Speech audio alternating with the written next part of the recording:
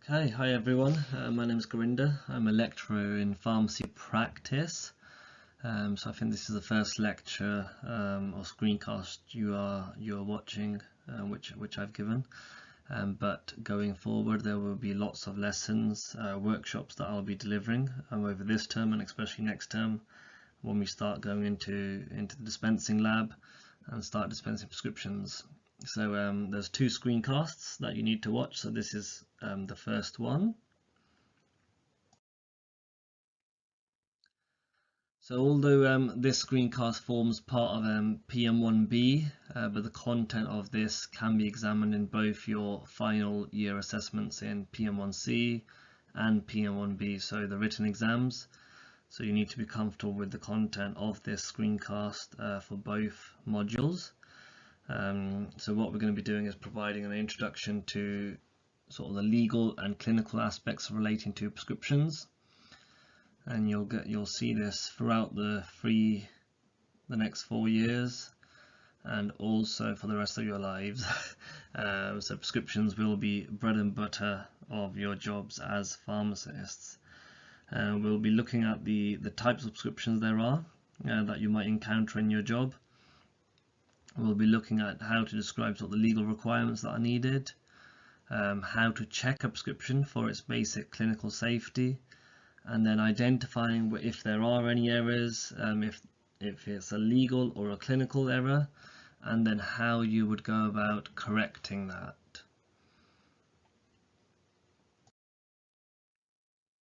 Okay, so an overview of the two screencasts. So I'll be starting with looking at the legal aspect, which will look at who can prescribe and also the requirements for a prescription. So we'll have a look at NHS prescriptions. There are sort of several types of prescriptions, but we will look at those in later years. So we'll focus on the NHS prescriptions and talk you through the basic screening of prescriptions, how to deal with any problems. And then you're going to be focusing a lot of this next term in your dispensing classes. So really important that you have a way to make sure you have covered all the checks that will be needed to screen and validate prescriptions, and then, like I said, how you would then deal with those problems. So it's the beginning of your looking at how to screen prescriptions, and then we'll be moving on to next term how you would dispense those as well. So really important that you understand this screencast today. So first of all, we'll have a look at the law, which is the legal aspect of prescribing. So let's have a look at why do we need prescriptions in the first place. So it's all down to the Human Medicines Regulation 2012, which states that a prescription only medicine, so a POM, may only be supplied in accordance with a prescription given by an appropriate practitioner. So you're probably now asking, what do we mean by an appropriate practitioner?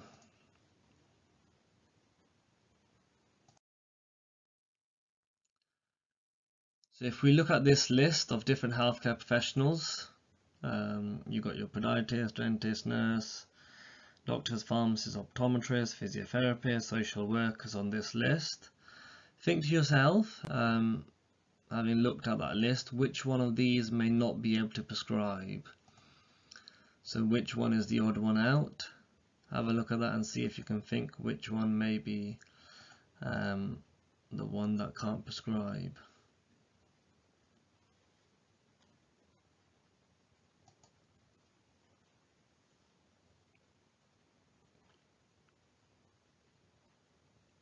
Okay, so hopefully you would have worked it out, and it's social workers who can't prescribe.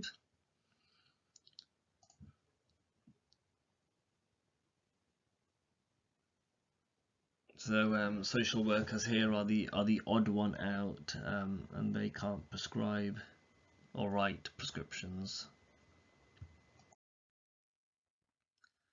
Okay, so if we look at the list of those different prescribers that you've just seen on the previous slide, so I've mentioned So you've got your doctors and dentists who are allowed to prescribe in their own right upon qualification. So they can prescribe as soon as they qualify in their profession, doctors and dentists. And then we have community nurse practitioners.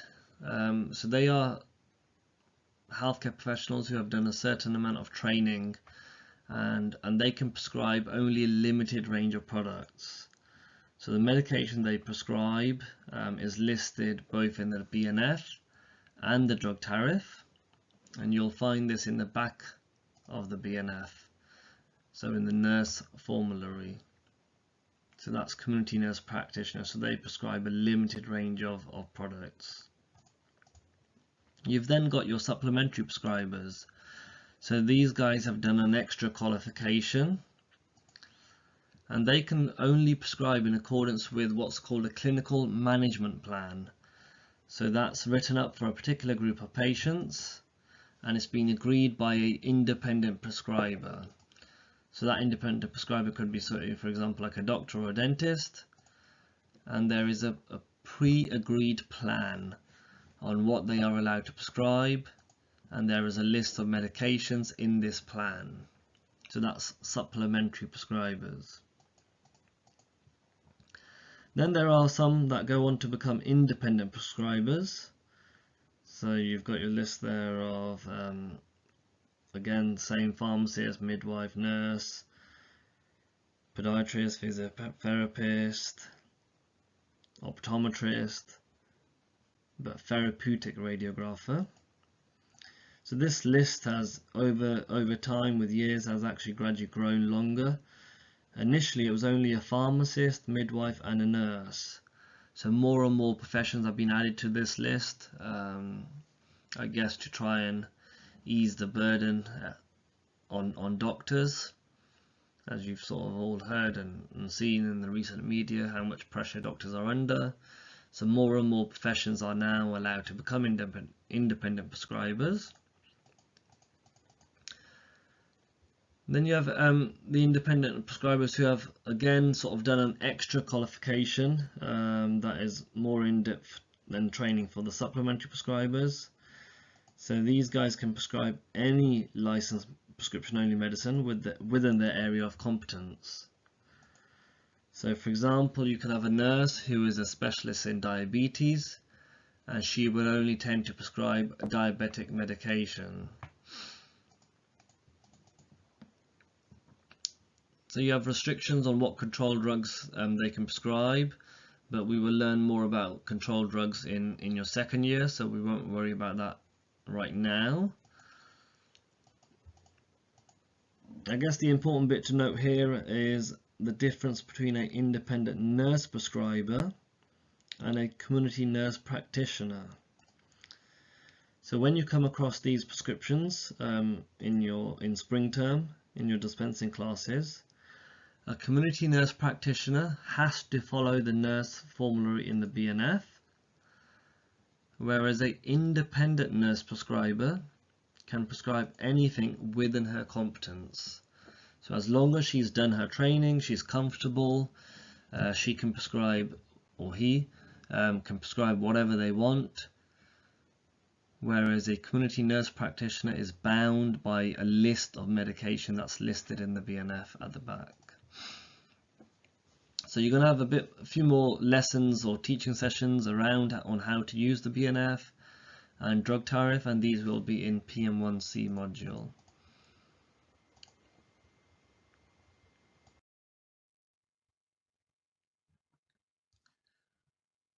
So then if we think about the types of prescriptions, so you can broadly sort of split these into two types. So you have the health prescription, which is more commonly called NHS prescription, or you have a private prescription. So NHS prescriptions called FP10s, you get different variations of these depending on who is prescribing, and that's what we're going to go through later on today. So for example, a prescription by a dentist is called FP10D. And then you have the private prescriptions, so they're not on a standardized form. They can be written on any sort of scrap piece of paper, and these you'll look at in your second year. So in year one, we're only going to be focusing on NHS prescriptions.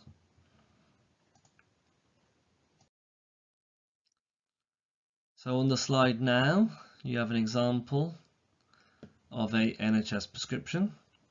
And as I just mentioned, there are different types, and we will have a look at those. So each type has a different code, and you can see where the little red circle is at the bottom.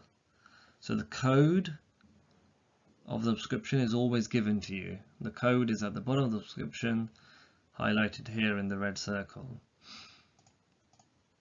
So this one says it's an FP10SS, and you can ignore the numbers at the end, but the code is those letters. So that's the code for a standard doctor's prescription, FP10SS. It doesn't matter what prescription you're looking at, you're using, the basic legal requirements are the same for all of them.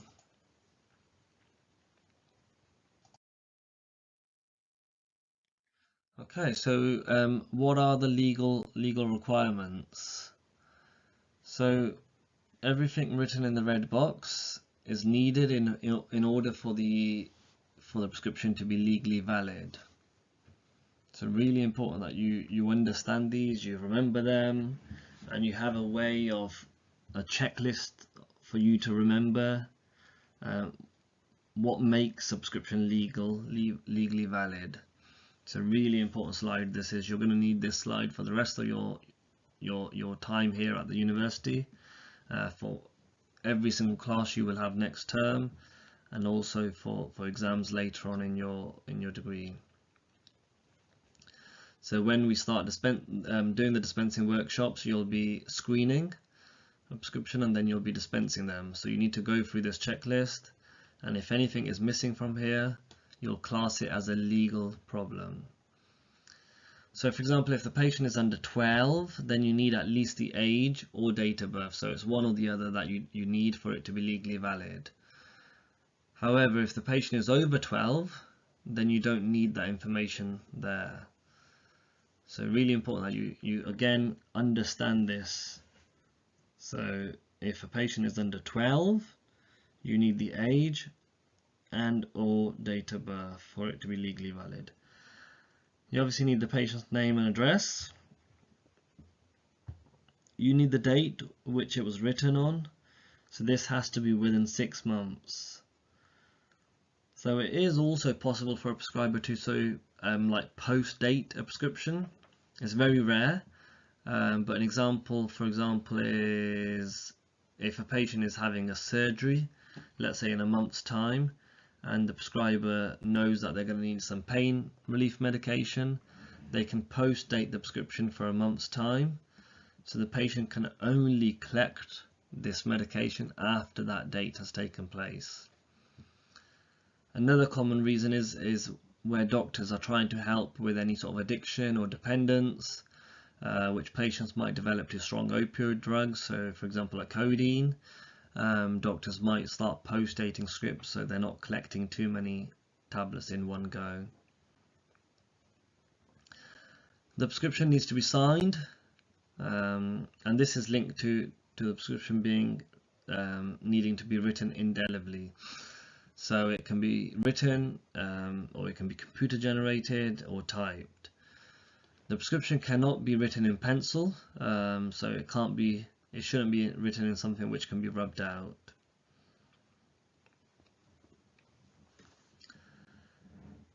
So the prescription needs to tell you what type of prescriber is writing the prescription. So it might say doctor, dentist, independent prescriber, or it might even just give their qualification. So instead of saying this is a dentist, it might, for example, have the letters BDS, and that stands for Bachelor of Dental Surgery. So that shows you that person who's prescribing is a registered dentist with that particular, who has a Bachelor in Dental Surgery. And then you need to have the prescriber's address. So legally we do not need their name, as we have their signature on the prescription, so it's just the address that is needed legally. But most commonly you will get the actual name as well typed out. So all of these legal requirements are stated in the Human Medicines Regulation 2012.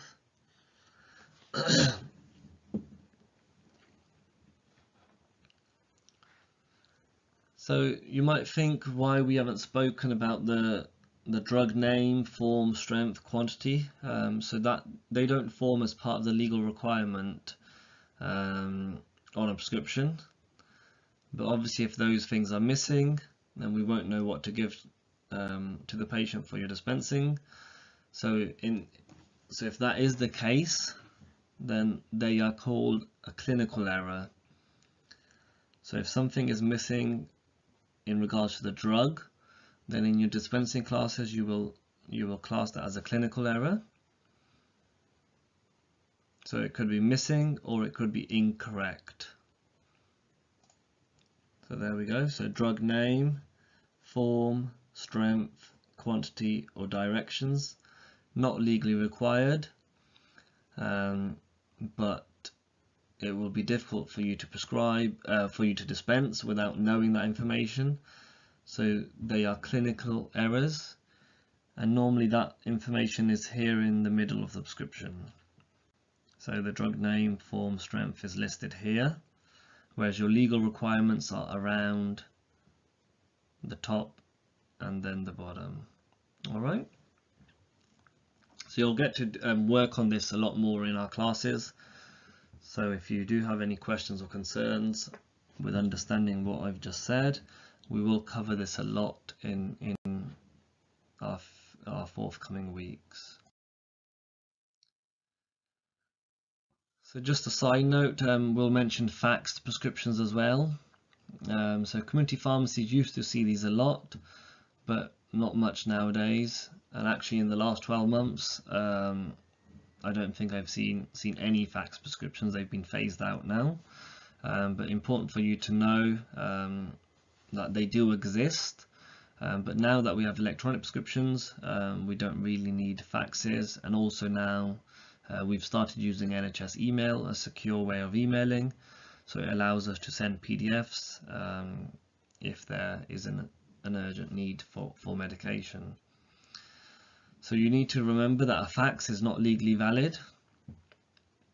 So it's not a legally valid prescription if there is a fax. And some of the reasons we need to try and avoid these are that they are often not clear when they come through as a fax. So you might dispense off a fax prescription but then never receive the original in the post. Or if you do receive the original, it might have been changed by the prescriber by the time you get it, and that's after you've made a supply. So we should ideally try and use alternative methods, like for example emergency supply, and that you're going to cover in year 2.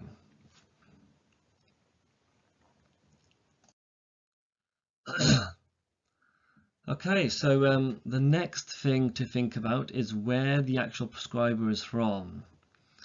So normally we assume that the prescriber is from the UK, but you can get a prescription from a prescriber who is listed in the EEA or Switzerland. So the list of countries here on the slide.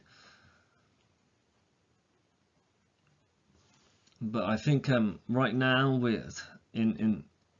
in sort of healthcare, we're still unsure if there's going to be any changes made to this list, with obviously Brexit happening and things still up in the air, so there might be changes coming in the future.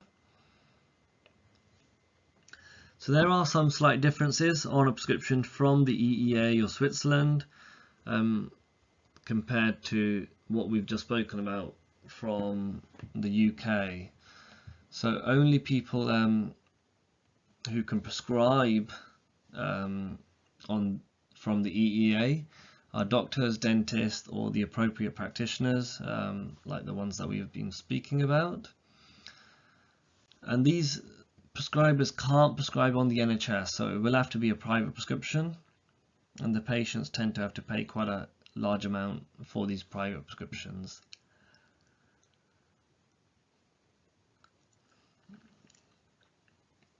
So you need to have the drug name, form, strength and dose, and this must be on there.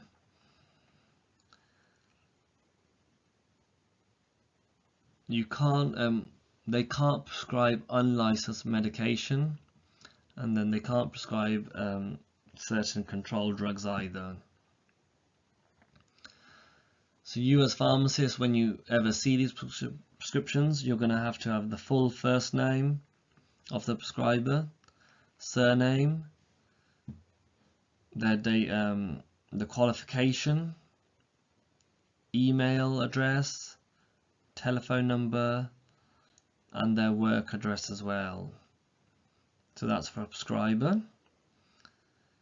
And then for the patient, you need their full name, surname, and date of birth. So that's legal requirement, but the patient's address is not a legal requirement for prescribers from the EEA or Switzerland. They're valid for 6 months from signature. So you can see here there are a few differences in between requirements for a prescription that's coming from the EEA or those prescriptions that we have here in the UK. So try and understand or remember the differences between requirements between the different prescribers.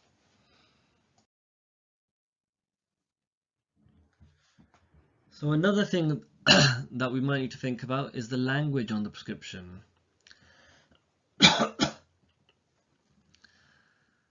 there was an article here in the Daily Post a few years ago. So this prescription was was from Wales, written in Welsh. It was taken to a pharmacy in Morrison's in the UK, but the pharmacist didn't speak Welsh or understand the language, and they turned the patient away. And then the next day it was in the media. So interestingly, actually, the language in which a prescription is written isn't specified in law.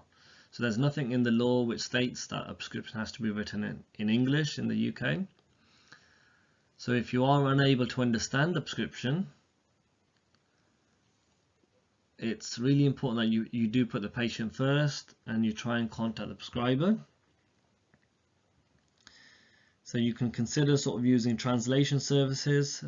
So in the NHS we have a service called Language Line, and you can get any interpreter by ringing this language line. Because remember, we should it's difficult to do this, we need to put the patient at the center of sort of our care. So that's one of the standards in the GPHC as well, that we put patients first. And also when you label medication, the labeling should be in English. This is because sort of, for example, if a patient falls ill and the medication is found by someone else, you can understand it. So something like this is an example of like an ethical dilemma, whereas you need to be obviously clear on what the medicine says, so you can't guess that information either, but then you also need to try and do your best to try and give the patient the medication as well. So you need to try different methods to understand what the prescription is intending to say, rather than just refusing the patient without a reason. So you need to make effort or go to extra care in trying to make sure that you are able to supply medication to patients.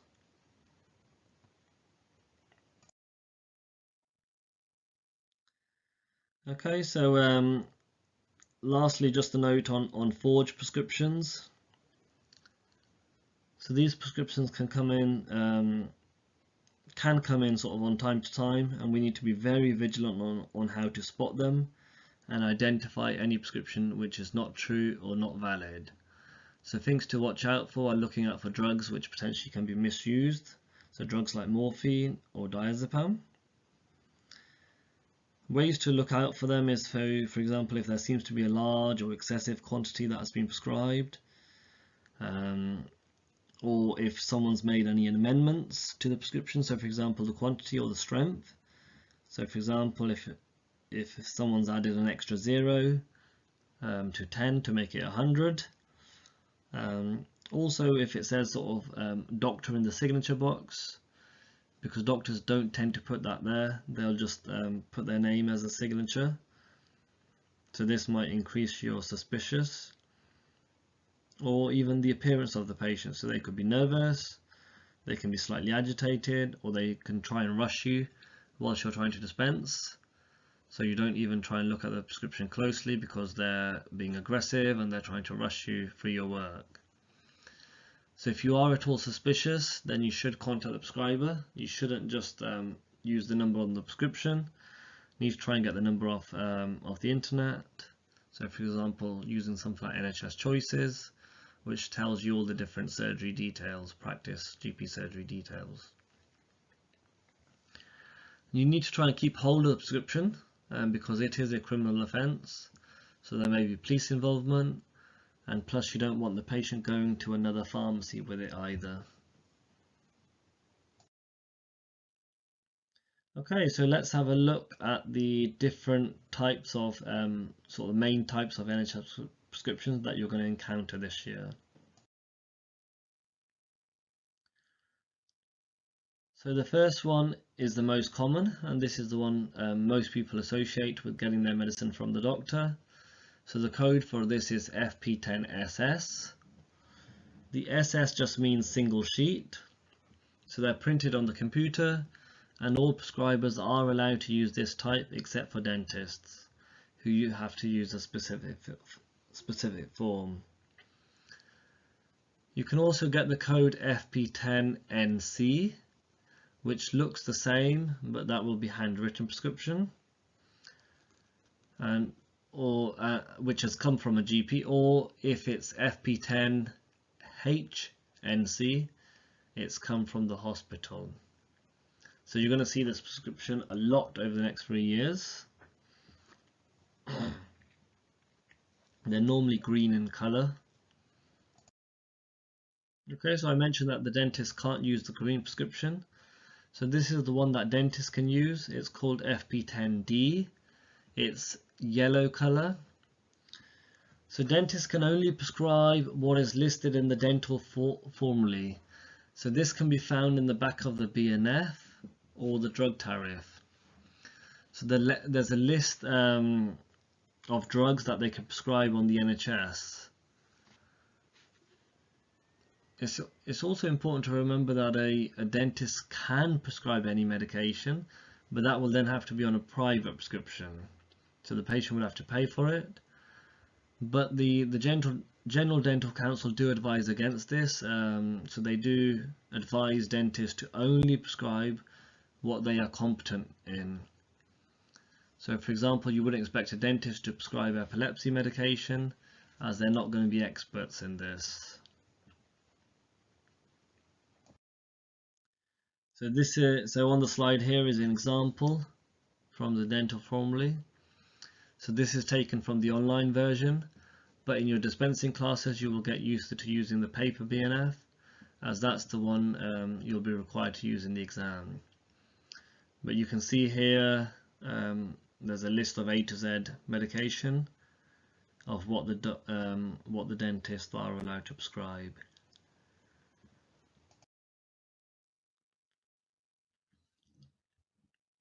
So next, this prescription is called a FP10P. So it's used by a nurse, supplementary prescriber, or a independent prescriber, or a community nurse practitioner. So these are purple in colour. So an FP10PN is used by community nurse practitioner. So PN basically means they're employed by a practice, so employed by a GP surgery. And then you have FP10CN, so they are employed by primary care, so they are sort of in the community working across different areas. So as I mentioned before, you have community nurse practitioners, and they have to follow the nurse formulary, which is again in the BNF or drug tariff, so at the back of the BNF. So community nurses are only allowed to prescribe the list of medication that's in the drug formulary.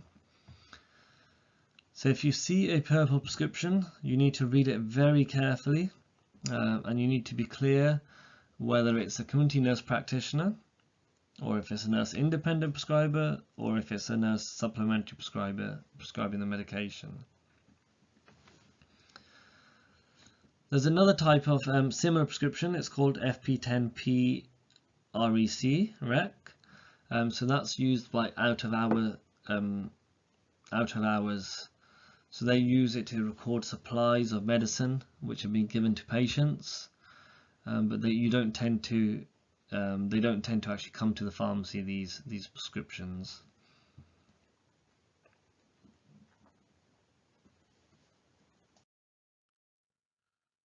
Okay, so the last type of electronic tokens that you're going to hear about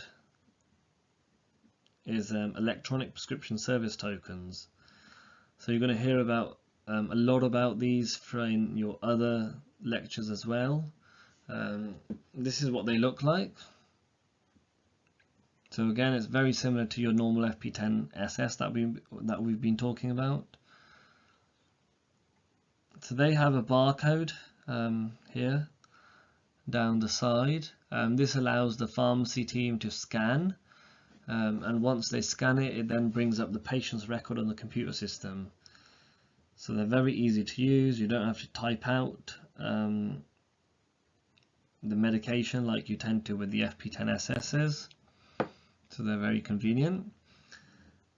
So this one's basically sort of a paper copy of an electronic prescription. So if it's green, it's called a prescribing token, and it will be given to the patient by the prescriber, which then is scanned in by the pharmacy.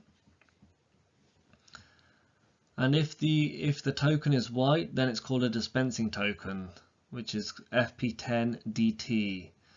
And this is what you print out in your community pharmacy, for example. So the important thing, or the main difference is, as well as sort of the barcode, it's the signature will be missing.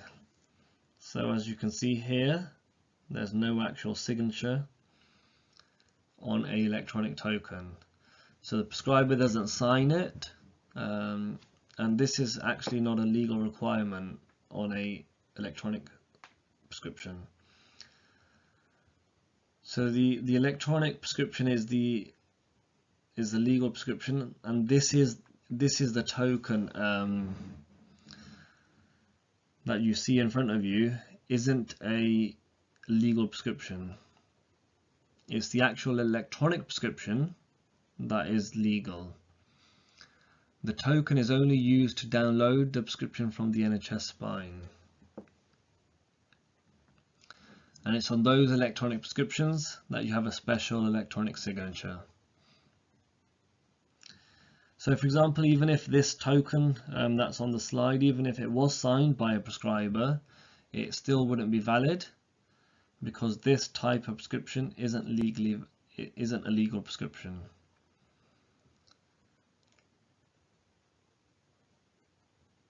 Okay, so other types of prescriptions you'll see are controlled drug prescriptions, and those you will see in year 2. So these are the main types that we've covered today in the last sort of 20-30 minutes. These are the main types of prescriptions you're going to be seeing this year. So make sure you understand each type of prescription, and you also understand the different prescribers. You understand the legal requirements for a prescription. So let's put your knowledge to test now. So let's give you a chance to think about how you would write a prescription. So you've got some templates